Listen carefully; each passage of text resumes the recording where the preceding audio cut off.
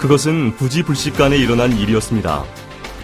문화센터 노래교실을 가던 길, 김한자 할머니는 한 통의 전화를 받게 됩니다.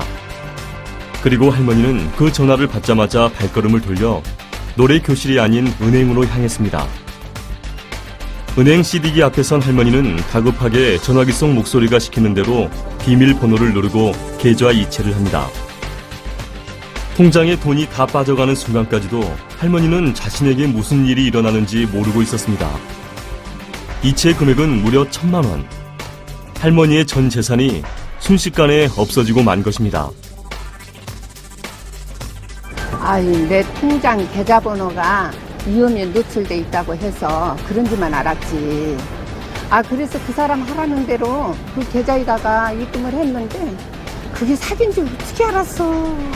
참나 속상해 죽겠어. 내 아까운데.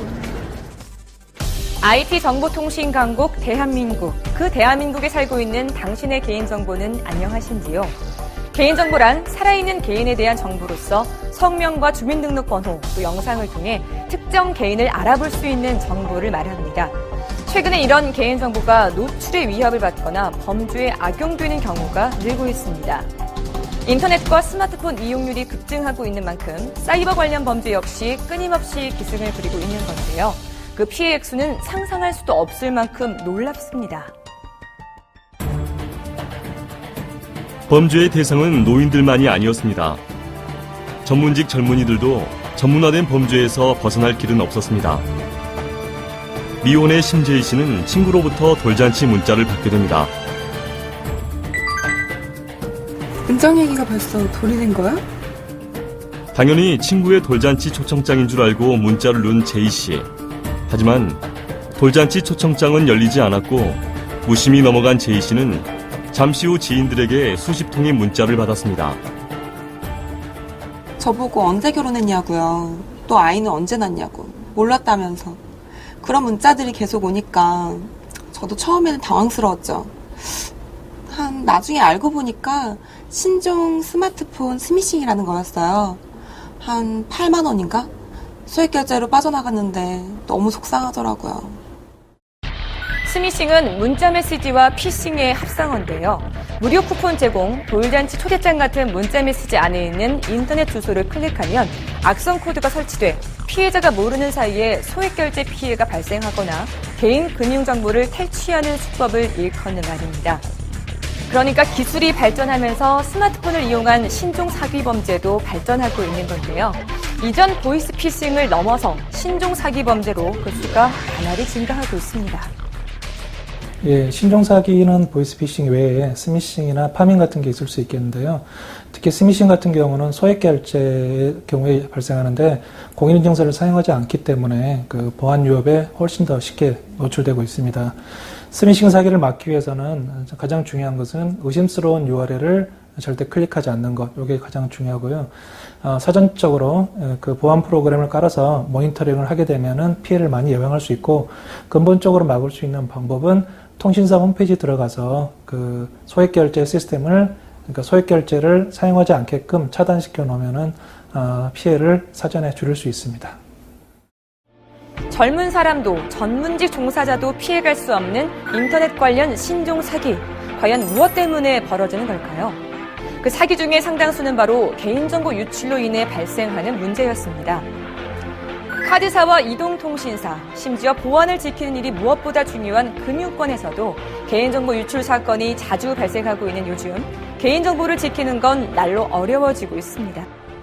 유출된 개인정보는 대출 사기 같은 범죄에도 이용될 수 있을 뿐 아니라 신원 위조에도 쓰이고 있습니다.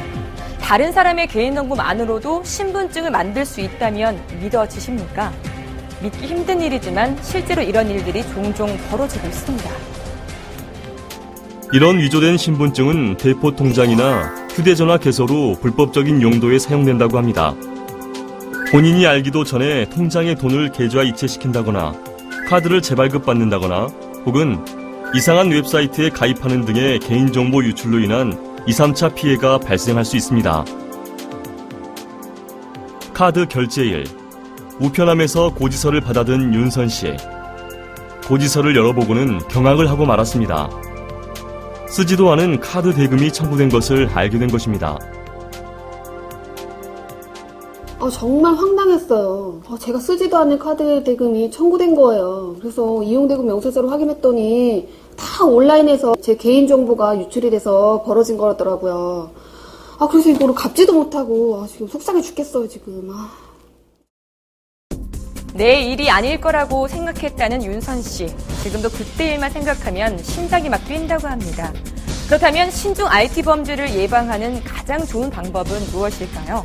바로 이용자 개인정보 보호 수칙을 잘 지키는 수밖에 없습니다. 지금 보시는 것이 온라인 이용자를 위한 개인정보보호 수칙인데요. 과연 사람들은 본인의 개인정보 보호를 위해서 얼만큼의 노력을 하고 있을까요? 거리에서 사람들을 한번 만나봤습니다.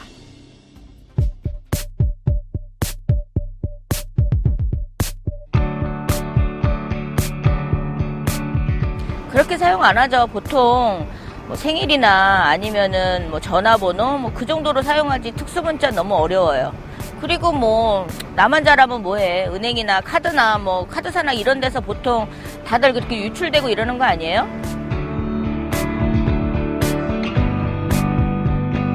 네, 저는 자주 써요.